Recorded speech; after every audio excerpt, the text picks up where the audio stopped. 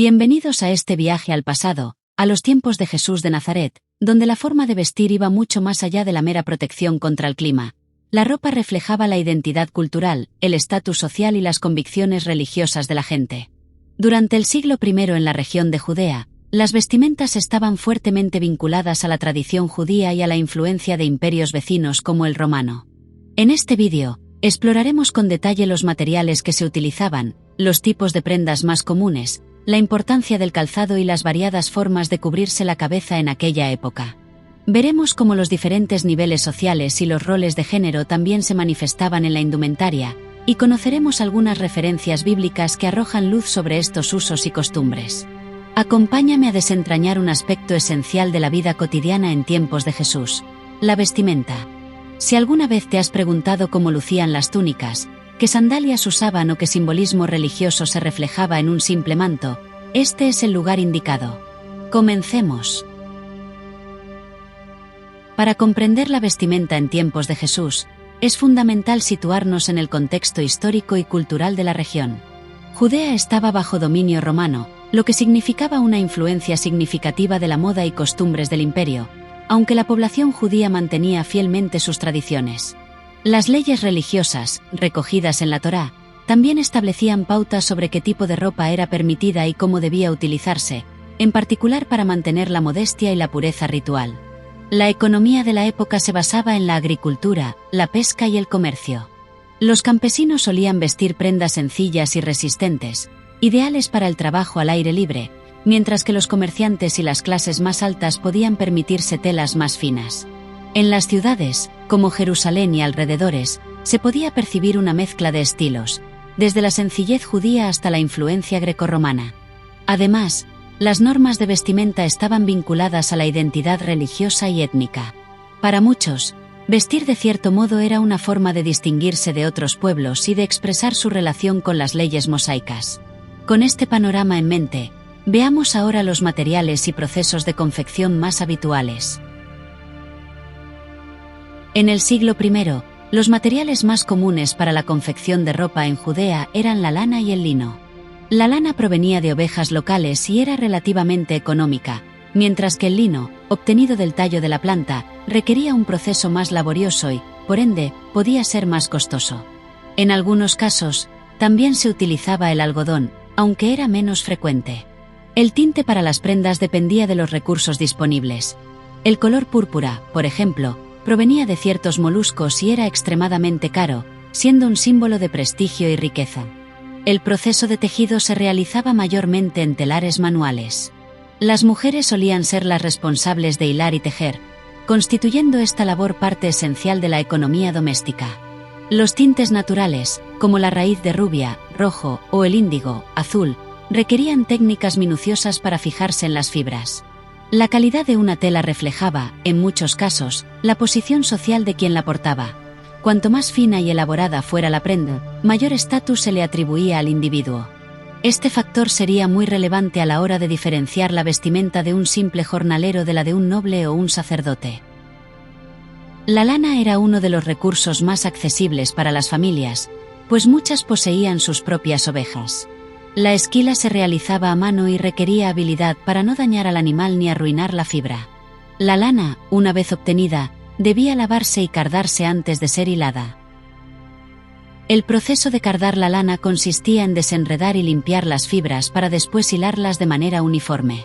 Este trabajo, tradicionalmente realizado por mujeres, era fundamental para obtener un hilo de calidad que luego se usaría en el telar. La coloración de las telas requería pigmentos naturales, como raíces, cortezas e incluso moluscos. El tinte púrpura, por ejemplo, era tan costoso que se convirtió en sinónimo de riqueza y poder. Otras tonalidades, como el rojo y el azul, también reflejaban la pericia de los tintoreros y el estatus de quien las portaba. Tras el hilado y teñido, los hilos pasaban al telar. Tejer era una labor minuciosa, en la que se controlaba la tensión de los hilos para producir una tela uniforme. Cada familia podía tejer sus propias prendas para vestir o para comerciar. Entre la población judía del siglo I, la túnica era la prenda base por excelencia. Por lo general, Se trataba de una pieza de tela larga y rectangular cosida por los costados, con aberturas para la cabeza y los brazos. Los materiales más comunes eran la lana y el lino, aunque los más pudientes podían permitirse telas más finas. Muchas personas tenían al menos dos, una para uso diario y otra más cuidada para ocasiones especiales o para dormir. Sobre la túnica se colocaba el manto, también conocido como simla. Este era un paño amplio que se podía envolver alrededor del cuerpo a modo de abrigo, y servir también como cobertor nocturno en las frías noches del desierto. El manto no siempre tenía mangas, sino que podía sujetarse en distintos puntos con nudos o broches sencillos. Algunas referencias bíblicas señalan que, en situaciones extremas, la gente incluso usaba el manto como su cama o protección contra el clima. Para ajustar la túnica y el manto se empleaba un cinturón o ceñidor de cuero o tela, que cumplía doble función: ceñir la prenda para facilitar la movilidad y servir de lugar donde colgar pequeñas bolsas o herramientas. En el caso de los trabajadores, pescadores, campesinos, carpinteros, este cinturón se volvía indispensable, pues permitía llevar utensilios a mano mientras se realizaban tareas pesadas. Además, existían otras piezas menos frecuentes pero igualmente interesantes, como las fajas de tela fina que usaban algunas mujeres para ajustar el torso o los chalecos sin mangas que ofrecían un abrigo adicional. Todas estas prendas reflejaban la adaptación cultural y práctica de la sociedad judía a su entorno, así como su nivel económico y su estilo de vida. La túnica era la prenda interior y más básica, usada por hombres y mujeres. Podía variar en longitud, pero solía cubrir hasta las rodillas o los tobillos, según la actividad y la clase social. El manto, simla, consistía en una gran pieza de tela que se colocaba sobre la túnica, sirviendo de abrigo y protección. Era imprescindible en las noches frías y, a menudo, se envolvía alrededor del cuerpo o se usaba como cobija. Estos cinturones, fabricados en cuero o en tela gruesa, se anudaban a la cintura para asegurar la túnica. Servían para colgar pequeñas bolsas, cuchillos o herramientas, siendo un elemento práctico en la vida cotidiana, especialmente para trabajadores. Algunas mujeres usaban fajas de tela fina para acomodar la túnica y resaltar la cintura, mientras que en climas más fríos o para trabajos específicos, existían chalecos sin mangas de lana que añadían abrigo y resistencia. En la Judea del siglo I, el calzado más común era la sandalia de cuero, confeccionada con una suela relativamente gruesa y correas que se sujetaban alrededor del pie y del tobillo. Esta forma de calzado permitía caminar largas distancias en terrenos polvorientos o pedregosos sin lesionarse. El diseño era sencillo, pero cumplía con la necesidad de movilidad y protección frente al clima cálido y las superficies irregulares. La calidad y el grosor de la suela podían variar en función de los recursos económicos de cada persona. Aquellos con mayor poder adquisitivo podían permitirse sandalias más elaboradas, con correas finamente trabajadas y suelas reforzadas. Por el contrario, los campesinos y pescadores usaban versiones más toscas, con correas rudimentarias que eran fáciles de reparar o reemplazar. Muchos trabajadores, de hecho, optaban por ir descalzos durante ciertas tareas para no dañar las sandalias y ahorrar en su mantenimiento. Además de las sandalias, existían algunos tipos de calzado semicerrado, especialmente entre los soldados romanos, como las célebres cálige, pero también podían verse en comerciantes o viajeros que transitaban largas rutas y necesitaban mayor protección contra el polvo y las piedras. Sin embargo, estos eran menos comunes dentro de la población judía local. En el ámbito religioso, el acto de descalzarse tenía un simbolismo especial, relacionado con la humildad y el respeto. Vemos, por ejemplo, en algunos pasajes bíblicos cómo quitarse las sandalias era señal de reverencia en lugares considerados sagrados.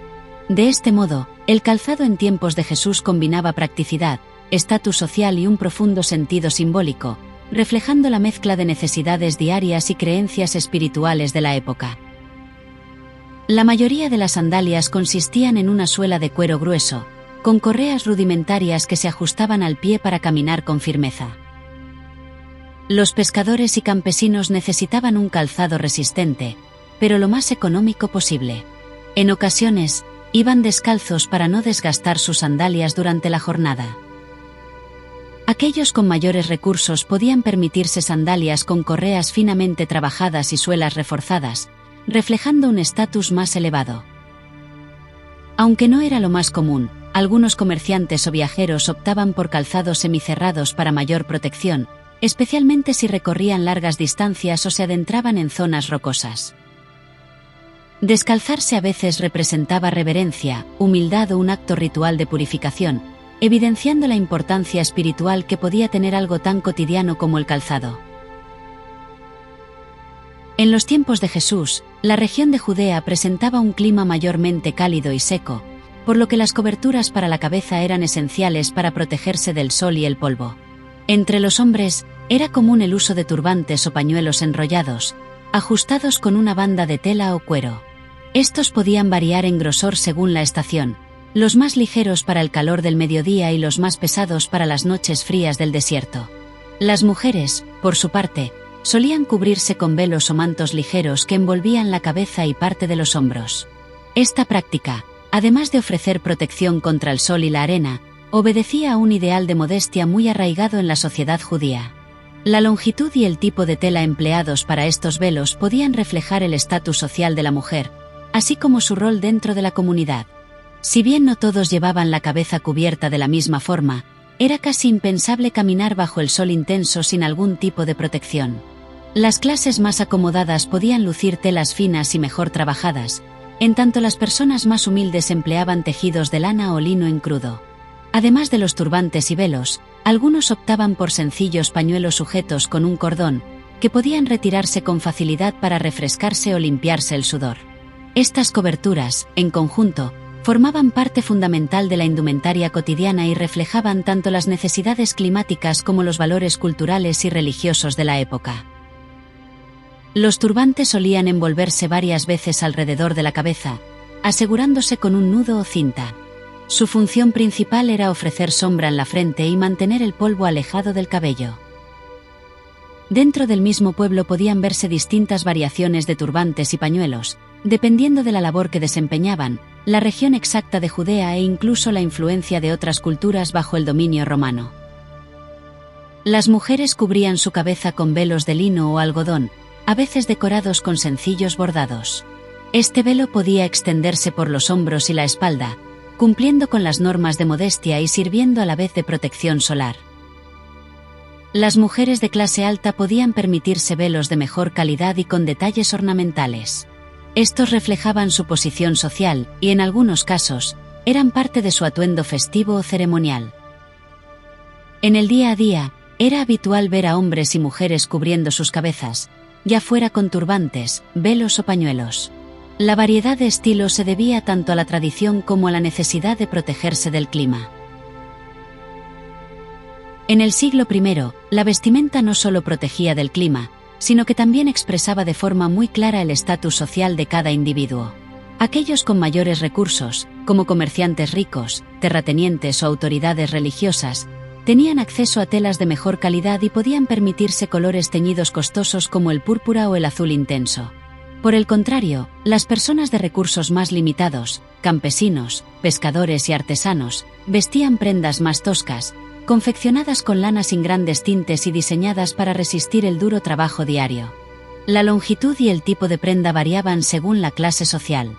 Mientras los pudientes lucían túnicas más largas y a veces adornadas con bordados, los trabajadores llevaban túnicas algo más cortas y ligeras, facilitando la movilidad. Los cinturones también podían reflejar esta diferencia. Algunos contaban con detalles metálicos o pequeñas incrustaciones, mientras que los más humildes eran simples tiras de cuero o tela gruesa. Por otro lado, los roles de género se manifestaban claramente en la vestimenta.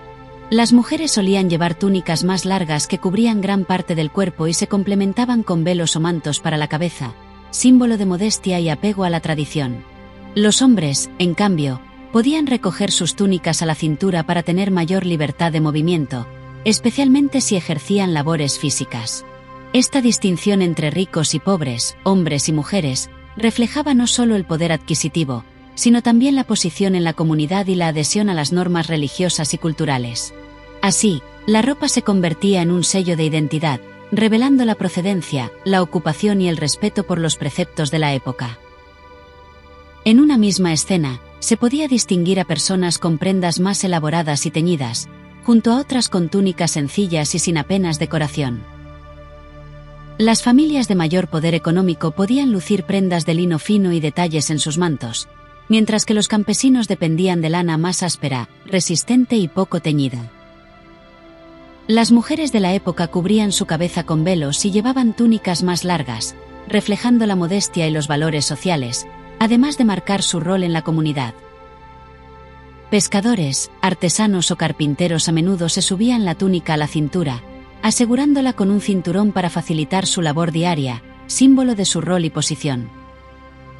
Los fariseos o miembros del Sanedrín podían llevar flecos más largos en sus mantos o túnicas con detalles adicionales, demostrando su dedicación a la ley y su posición de respeto en la sociedad. Los tintes más apreciados en la época incluían el púrpura, obtenido de moluscos del género Murex, mediante un proceso complejo y costoso. En la cultura romana, este tono simbolizaba poder y se reservaba a la élite y a los altos cargos. Por su parte, el azul no siempre resultaba tan oneroso, pero ciertas variantes, como el tequelet judío, seguían siendo difíciles de reproducir, otorgándoles un prestigio casi tan alto como el púrpura. La religión ocupaba un lugar central en la vida de las personas en tiempos de Jesús. No es de extrañar que la indumentaria también tuviera connotaciones religiosas y simbólicas. Por ejemplo, la Torá establecía la presencia de tzitziot o flecos en las esquinas de los mantos para recordar los mandamientos. Estos flecos, llamados franjas, se mencionan en algunos pasajes bíblicos, sugiriendo la importancia de la observancia religiosa incluso en la vestimenta. Los sacerdotes del Templo de Jerusalén llevaban atuendos ceremoniales muy específicos, con túnicas blancas de lino y ornamentos detallados. El sumo sacerdote, por ejemplo, lucía una vestimenta compuesta por un pectoral con piedras preciosas y un efod bordado. Estas prendas demostraban la solemnidad y la sacralidad del culto en el templo. Para la gente común, la sencillez de la vestimenta no implicaba falta de devoción. Muchas veces, el acto de rasgar el manto en señal de duelo o de cubrirse con polvo expresaba un profundo sentimiento religioso y cultural. Así, la ropa no solo abrigaba el cuerpo, sino también el espíritu, reflejando la conexión con la fe. Una de las expresiones más evidentes de la influencia religiosa en la vestimenta judía eran los tzitziot o flecos, ordenados en la Torá para recordar los mandamientos. Estos se colocaban en las esquinas de la prenda exterior, ya fuera un manto o un talit, más tarde, en contextos rabínicos. Cada nudo y hebra poseía un simbolismo que apuntaba a la sumisión a la ley de Moisés. En algunos relatos bíblicos, como la historia de la mujer que tocó el manto de Jesús, Mateo 9:20, se hace referencia a estos flecos. Dentro del Templo de Jerusalén, los sacerdotes utilizaban ropajes específicos que subrayaban su función sagrada. El sumo sacerdote vestía una túnica de lino blanco, un efod con hilos de oro y piedras preciosas en el pectoral, además de un turbante distintivo. Estos ornamentos simbolizaban la mediación entre el pueblo y Dios, así como la pureza y santidad que debían mantener en sus oficios. Las vestiduras de los demás sacerdotes, aunque menos ostentosas, también estaban reguladas por las normas de la Torá, realzando el carácter sagrado de su labor en el templo. El rasgar las vestiduras era un gesto cargado de simbolismo, empleado en momentos de dolor, aflicción o indignación. Este acto se menciona en varias escenas bíblicas para manifestar duelo o protesta ante una situación grave. Al rasgar su ropa, la persona mostraba públicamente su desesperación o pesar. Para la mentalidad de la época, la ropa no era simplemente utilitaria. También funcionaba como un símbolo de honor y dignidad. Destruirla implicaba un modo extremo de expresar la conmoción interior. El simbolismo religioso de la vestimenta alcanzó un punto culminante en la crucifixión de Jesús. Los evangelios relatan que los soldados romanos se repartieron sus ropas y echaron suerte sobre su túnica, que era sin costura, Juan 19, 23-24. Este detalle subrayaba tanto la dignidad de Jesús como la iniquidad de aquellos que se disputaban sus bienes materiales. De igual modo, el acto de despojarlo de su ropa reflejaba la humillación sufrida y cumplía antiguas profecías, otorgando un significado espiritual adicional a la túnica y a la vestimenta en general. Más allá de las prendas principales y los flecos obligatorios, la indumentaria judía incluía una serie de costumbres simbólicas y mandatos religiosos que enriquecían aún más su significado. El Saat Nez, por ejemplo, prohibía mezclar lana y lino en una misma tela, señalando la importancia de la pureza y la separación de elementos contrarios. Por otro lado, el uso de ropa de saco simbolizaba el dolor y el arrepentimiento, haciendo visible la aflicción interior. Al mismo tiempo, vestir de blanco representaba la aspiración a la pureza ritual y la cercanía con lo sagrado. Incluso hubo quienes, como algunos fariseos, ensanchaban sus flecos para evidenciar su piedad, aunque Jesús criticó los gestos puramente ostentosos. De esta forma, la ropa en tiempos de Jesús no era solo protección física, se convertía en un reflejo palpable de creencias, devoción y vida interior. Entre las normas de la Torá, una curiosa prohibición establecía que no se mezclaran lana y lino en la misma prenda, algo conocido como sa'atnez. Aunque las escrituras no detallan el porqué, se interpreta que buscaba preservar la pureza simbólica de cada material. Así, los judíos más observantes evitaban estrictamente cualquier tela mixta, recordando en su propia vestimenta la importancia de no combinar elementos opuestos o prohibidos. Además de rasgar la ropa como signo de duelo, otro gesto impactante consistía en vestir saco o cilicio. Esta tela tosca y oscura, confeccionada con pelo de cabra, incomodaba el cuerpo y simbolizaba la actitud de penitencia o el dolor más profundo. Así, el portador manifestaba públicamente su humildad ante Dios o la comunidad, enfatizando que el sufrimiento o el arrepentimiento no eran meramente interiores, sino también visibles. Aunque los colores vivos y los tintes costosos destacaban a los más pudientes, el blanco ostentaba un simbolismo singular. Asociado con la pureza y la limpieza ritual, aparecía en ceremonias religiosas, donde los sacerdotes vestían lino blanco para reflejar su dedicación a lo sagrado. Este contraste con la polvareda de los caminos recordaba la permanente búsqueda de la pureza interior y la necesidad de apartarse de lo que se consideraba impuro. En el Evangelio de Mateo, 23:5, Jesús critica a ciertos fariseos por ensanchar sus flecos y buscar reconocimiento público de su piedad. Las franjas largas, tzitziot, eran, en principio, un recordatorio de los mandamientos, pero cuando se convertían en un elemento de exhibición, perdían su sentido original. Así, la vestimenta sagrada podía transformarse en un símbolo de vanidad, alejándose de la humildad y la intención religiosa primitiva. Para los judíos del siglo I, el manto era tan esencial como una segunda piel. Las leyes mosaicas ordenaban devolverlo al propietario antes de anochecer, si había sido tomado como prenda, para no exponerlo al frío. Este principio legal simbolizaba la dignidad básica de la persona, y Jesús lo lleva más lejos al enseñar a entregar incluso el manto cuando alguien exigía la túnica, mostrando un amor y desapego extraordinarios. En definitiva, las reglas y costumbres que rodeaban la vestimenta en tiempos de Jesús iban mucho más allá de lo estético. Eran la expresión de un sistema cultural y religioso donde cada prenda, color o detalle encarnaba un compromiso con la ley y la tradición. Portar determinada ropa significaba declararse parte de una comunidad de fe, convirtiendo al atuendo en un verdadero emblema de identidad y convicción. Hemos recorrido los distintos aspectos de la vestimenta en tiempos de Jesús, descubriendo cómo algo tan cotidiano como la ropa podía, a la vez, reflejar la identidad cultural, la posición social y la profunda religiosidad de una comunidad. Desde la elección de los materiales y los procesos de confección, hasta la forma de calzar las sandalias o cubrir la cabeza, cada detalle nos acerca a la realidad de la vida en Judea durante el siglo I. Conocer la moda y las costumbres de la época no es solo una curiosidad histórica, es también una ventana a la mentalidad y valores de aquellas comunidades. Nos ayuda a entender mejor los relatos bíblicos y el contexto en el que se desenvolvió Jesús, ofreciendo una perspectiva más rica de sus enseñanzas y de los testimonios que se han transmitido hasta nuestros días. Esperamos que este recorrido te haya resultado interesante y esclarecedor. Si deseas profundizar aún más en la historia, la cultura y la arqueología bíblica, te invitamos a seguir explorando. Gracias por acompañarnos en este viaje al pasado.